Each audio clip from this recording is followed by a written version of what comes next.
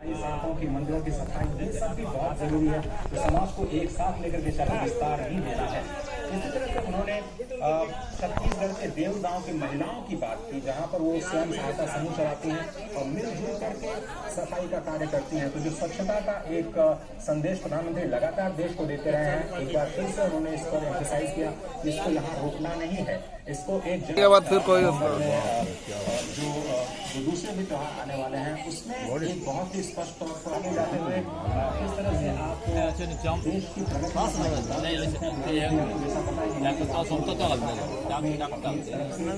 सुझाव भी देती है और उसका जिक्र प्रधानमंत्री करते हैं। तो स्पष्ट तौर पर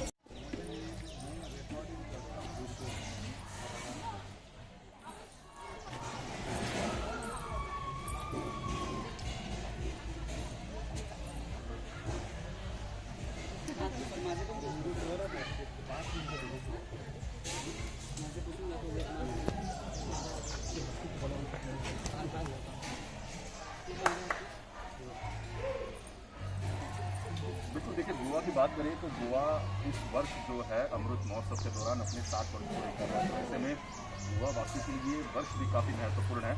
और जिस प्रकार से प्रधानमंत्री ने कल बात की थी कि स्वयंपूर्ण गोवा इतने सालों में किस प्रकार से हुआ, गोवा की जो चीज़ें हैं वो किस प्रकार से बदली है। और इस वक्त गोवा एक राज्य के तौर पर देखा जाए, भले क्षेत्रफल के हिसाब से काफ़ी छोटा है, लेकिन उसके बावजूद भी कई सारी यहाँ पर अगर अपॉर्चुनिटीज़ की हम बात करते हैं तो यहाँ पर उपलब्ध है। दूसरी महत्वपूर्ण बात ये भी गोवा एक कल्चरल और ट्रेडिशनल हब भी है। अगर यहाँ की संस्कृति अगर देखें तो काफ़ी पुरानी है। जिस प्रकार से संस्कृति दिन ब दिन हम बदलते देख रहे हैं, लेकिन वो जो संस्कृति गोवा वासियों ने संजोई है वो आज भी हमें यहाँ पे देखने मिलते हैं कि कल्चर देखने मिलता है यहाँ पर। क्योंकि टूरिज़्म अगर देखा जाए गोवा का सबसे महत्वपूर्ण भाग है। लोग यहाँ पर आते हैं और यहाँ के जो फीचर्स हैं, यहाँ की संस्कृति देखने के लिए अब देश विदेश से लोग यहाँ पर आते हैं। और ऐसे में गोवा किस प्रकार से साथ आपका समझ पूरा कर रहा है, ये महत्वपूर्ण बात है। आज की बात प्रधानमंत्री की जब उन्होंने संस्कृति की बात की, साथ ही साथ महिलाओं सशक्तिकरण की बात की। गोवा एक ऐसा राज्य है जहाँ पर हम बात कर रहे हैं महिला जो है खास तौर पर गोवा की आर्थिक विकास से जुड़ी हुई है। इकोनॉमिक डेवलपमेंट की हम बात करते हैं, फिर चाहे वो स्वयं सहायता समूह हो या फिर अन्य रोजगार के माध्यम हो। वो समाचार एक महिला भी उनसे बात करेंगे। गोवा की हम बात कर रहे हैं तो हम देख रहे हैं कि काफ़ी आगे बढ़कर गोवा और आर्थिक विकास गोवा के विकास में जो है योगदान देंगे। और प्रधानमंत्री ने स्पष्ट किया कि महिलाओं का योगदान काफ़ी महत्वपूर्ण है। गोवा की महिला इस वक्त इस राह पर कुछ दिखाई देंगे। गोवा की महिलाएं आज का एक्चुअली मन की बात देखकर बहुत अच्छा लगा कि अभी आर्मी में भी शॉर्ट सर्विस कमीशन में औरतें आ रही है, औरतें पुलिस में हैं, ऑटो रिक्शा में, अगर कोई भी पद नहीं है जिसमें औरतें नहीं हैं, तो ये सुन के इतना अच्छा लगता है। और यही लोग आगे जाके और भी औरतों को प्रोत्साहन करेंगे आगे बढ़ने के लिए। और अब मैं देख रही हूँ कि हमारे जो माँ बाप हैं, जिनकी बेटियाँ हैं, वो अब घर से कहती हैं कि हाँ हमें बेटी है और हमारी बेटी हमारा नाम रोशन कर रही है। ये पहले कभी नहीं हुआ है, ये अभी हो रहा है और हर कोई खुशी है, हर माँ बाप को खुशी है होती है। तो बेटियां हैं जो सब कुछ करती हैं, आजकल माँ बाप का ख्याल रखती हैं। और गोवा में भी काफ़ी आज़ादी है, बेटियों को सब कुछ कर पा रहे हैं वो लोग, हर कुछ, और कोई भी डिफरेंस नहीं है बेटी और बेटे में। आज वही सुन के बहुत अच्छा लग रहा है।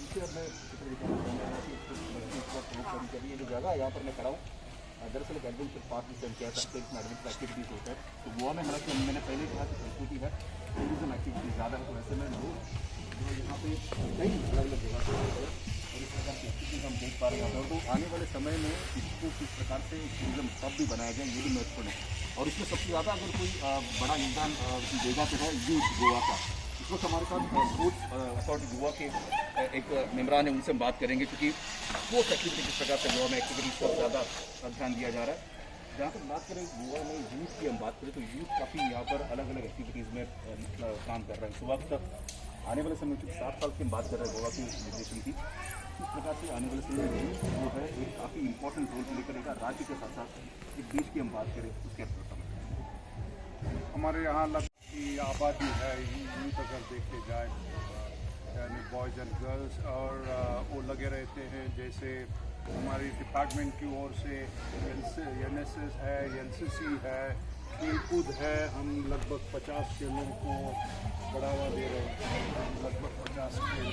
तो उसमें भी उनका जो पार्टिसिपेशन है बड़े पैमाने पे होता है। Sports authority of Goa Goa हो या स्पोर्ट्स डिपार्टमेंट और मेडल्स भी काफ़ी लाते हैं। अभी भी अपने रूपा से बात करूँ कि हमारी जो एक्टिव मेंबर है सेक्रेटरी है यूथ हॉस्टल की, तो मैं उसमें ऐड करना चाहता हूँ कि गोवा की लड़की रीचा गोवेकर करके अभी पायलट बनी। तो गोवा की लड़कियाँ भी पीछे नहीं हैं। एनसीसी एनएसएस में काफ़ी आगे तक वो गई हैं, आरती परेड तक जाते हैं, उसमें वो अपना टैलेंट जो है वो दिखाते हैं।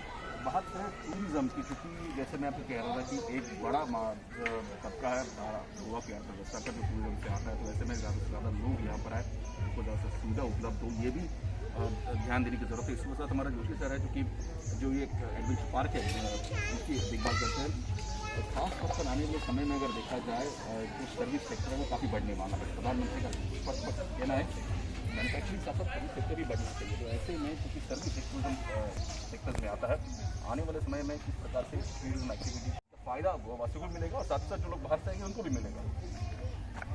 The biggest industry in Goa at this moment is the tourism industry, and all this while Goa was only promoted as beach tourism or temple tourism, but now Goa is coming in a very big way into the adventure tourism also, which is promoted by the government, central government as well as state government, and the youth of Goa is participating in a very big way, and I'm sure youth all around the country would like to come to Goa for the different adventure activities, and Goa is going to shine in a very big way in the field of trekking, mountaineering and all other adventure activities. There are so many climbing walls coming up like this, you can see now, and so many adventure activities have been started in Goa. So more and more people will come for adventure to Goa. So Goa is going to come up in a very big way as an adventure activity field, and people are going to come for tourism to Goa to participate in the adventure activities. We have been organizing trekking and other programs, family camping, cycling, different type of adventure programs we are organizing in Goa. बिल्कुल बिल्कुल।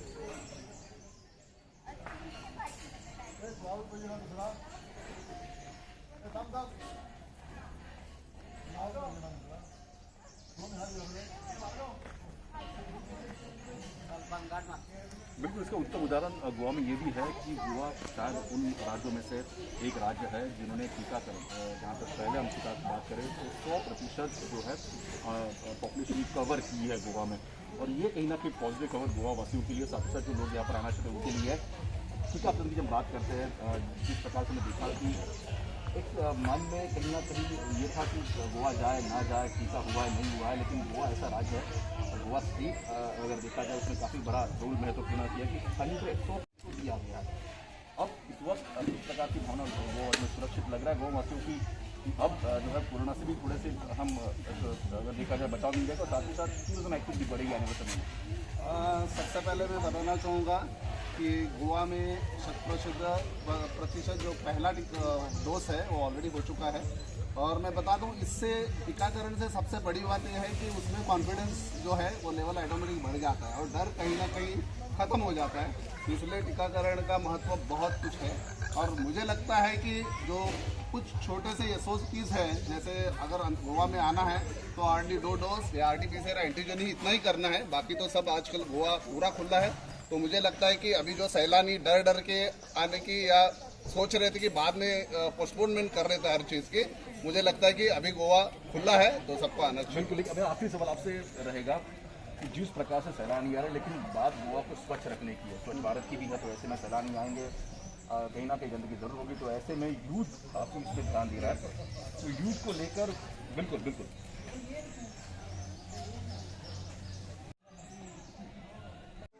विकास के लिए शहर गाँव दोनों में कल यादव के बाद एक ही प्रकार से शहर हम देखते हैं आर्थिक इसी तरह गाँव में भी जो है विकास की पहले उसके लिए प्रयास करना चाहिए। तो हम ये भी कह सकते हैं जिस प्रकार से खेतों में जिस प्रकार से किसान कोई उपज उगाता है देखो कितना डिले होता है। वैल्यूडेशन की जरूरत होती है और वैल्यूडेशन के जरिए उसका अच्छे दाम हाँ थोड़ा टाइम लगेगा। बात करें गाँव के विकास की तो गाँव को भी वैल्यूडेशन करने की जरूरत है। किस प्रकार से गोवा में इस बारे में कार्य चल रहा है किसी का मैं इधर कैमरा घुमाएगा, अब देखो कब आएगा। हम बात कर रहे हैं गोवा को जिस प्रकार से विकास हो रहा है शहरों का, वो तो एक महत्वपूर्ण बात है, लेकिन गाँव का भी विकास गोवा में हो रहा है। इंटरलाइन डेवलपमेंट जिसे हम कहते हैं, में केंद्र सरकार भी काम कर रही है, राज्य सरकार भी काम कर रही है। तो गाँव का विकास किस प्रकार से हो रहा है यहाँ पर? गोवा की बात करें तो पहले सब जगह मालूम था कि गोवा यानी कि बीचेस, अभी आजकल hinterland of Goa is developing. और मैं कहता हूँ दावे के साथ कि hinterland of Goa is much more beautiful then the cities of Goa. हमने इधर वही प्रयास किया है और इस प्रयास में हमने पर्यावरण का ख्याल रखते हुए पूरे ट्रीज मेंटेन किए हैं और उसमें टूरिस्ट के लिए अलग अलग एडवेंचर स्पोर्ट्स, बोटिंग, सब कुछ सुविधा किए हैं और बहुत सारे लोग आकर इधर एंजॉय करते हैं। अब जो है जो नारा था महात्मा गांधी ने पहले था गाँव की तरफ करो, तो वो इस वक्त गाँव में ध्यान दे रहे हैं। गाँव की तरफ बहुत सारा ध्यान दिया रहा। तो eco tourism has been develop in the villages. वो पूरे गोवा के विलेज में बनते जा रहे हैं इको टूरिज्म, और उसके लिए टूरिस्ट बाहर के आकर गोवा का हिंडरलैंड जो है, अंदर का जो पर्यावरण है, नेचर है, वो बहुत सारे एंजॉय करते हैं। लेकिन ऐसे में बात स्वच्छता की भी होती है यहाँ पे, क्योंकि मैं लास्ट सवाल आपसे पूछना रह गया था। जी जी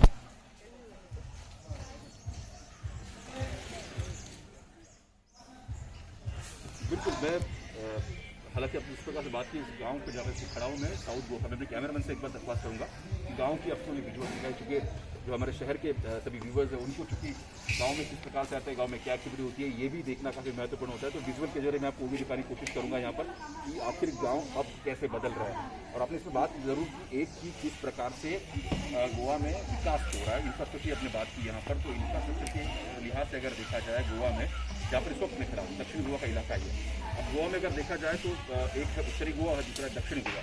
उत्तरी गोवा से दक्षिण गोवा आने के लिए इससे पहले घंटों तक का वक्त लगता था, लेकिन इस वक्त अगर हम बात करें तो एक स्ट्रेट हाईवे उत्तर को दक्षिण की तरफ कनेक्ट कर रहा है। और जो घंटों का सफर है वो महज अभी कुछ मिनटों में समझ के रह जाएगा। हालांकि इस वक्त देखा जाए तो काम शुरू है। तो ऐसे में जहाँ से ये हाईवे गुजरेगा वो छोटे छोटे गाँव होंगे, वहाँ पर विकास सबसे ज़्यादा होगा, क्योंकि वहाँ पर अगर देखा जाए तो इंडस्ट्रीज, फैक्ट्रीज, एजुकेशन इंस्टीट्यूशन, इन सारी चीज़ों का विकास जो है गोवा में होगा। गोवा में दूसरा एयरपोर्ट बन रहा है, जाहिर सी बात है। तो ऐसे में देसी विदेशी पर्यटक यहाँ पर आएंगे, जिनको गोवा में व्यापार करना है वो लोग यहाँ पर ज़्यादा आएंगे। इस पर हम ज़्यादा बात करते हैं, इंफ्रास्ट्रक्चर डेवलपमेंट बात ज़्यादा करेंगे। बात हालांकि हम देख पा रहे हैं कितने सालों से गोवा में 7 साल गोवा पूरे हो रहे हैं। तो ऐसे में इंफ्रास्ट्रक्चर की इस वक्त गोवा में स्थिति क्या है, क्योंकि आप पुराने गोवा की अगर इंफ्रास्ट्रक्चर के बारे में अगर बात हम करते हैं तो मुझे लगता है कि सबसे फास्टेस्ट डेवलपमेंट जो हो रहा है वो यहाँ पे हो रहा है।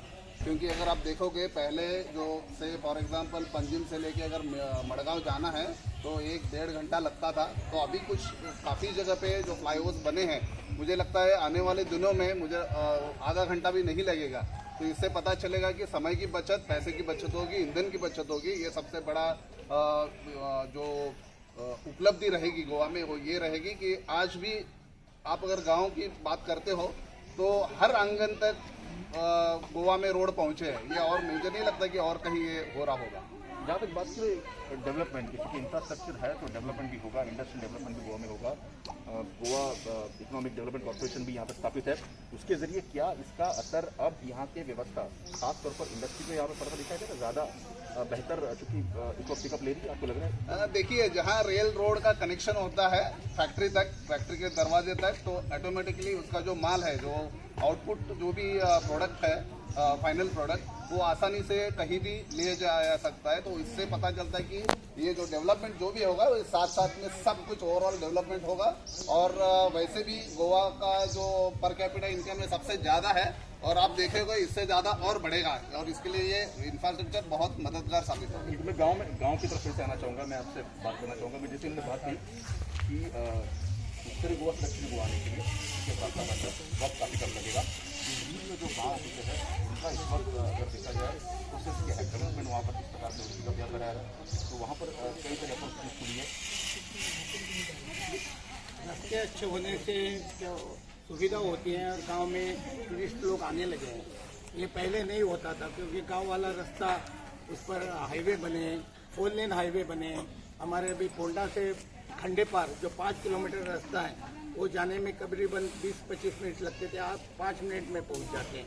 तो पोंडा मेन सिटी है, मेन सिटी में टूरिस्ट आने से उनको पता चलता है कि खंडे पार नज़दीक गाँव में उधर इको टूरिज़्म बना है, तो तुरंत टूरिस्ट इधर पहुंच जाते हैं, उसका लाभ उठाते हैं।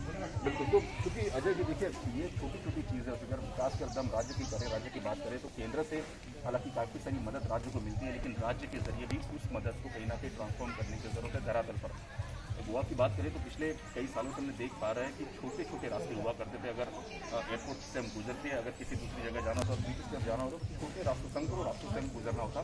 वहीं अब इस वक्त अगर देखा जाए तो इंफ्रास्ट्रक्चर के माध्यम से रास्ते काफ़ी बड़े हो चुके हैं और साथ ही साथ यहाँ पर जो लोग ज़्यादा से ज़्यादा अकोमोडेट करेंगे टूरिस्ट को, उसका भी जो है लेकिन मैं एक सवाल इसमें और एक बार मैं आपसे पूछना चाहूँगा।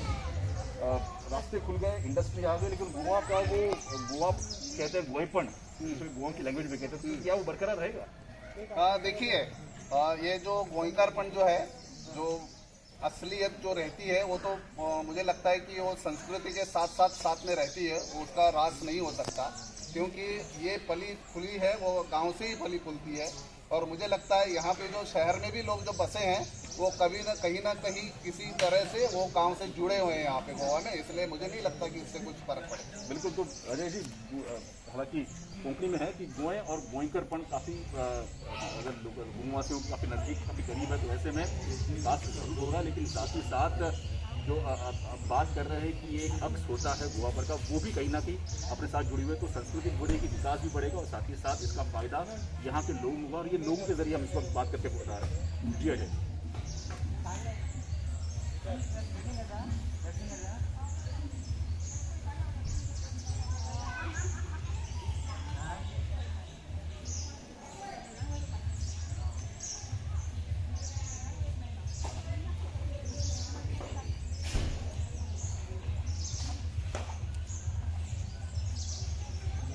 बिल्कुल।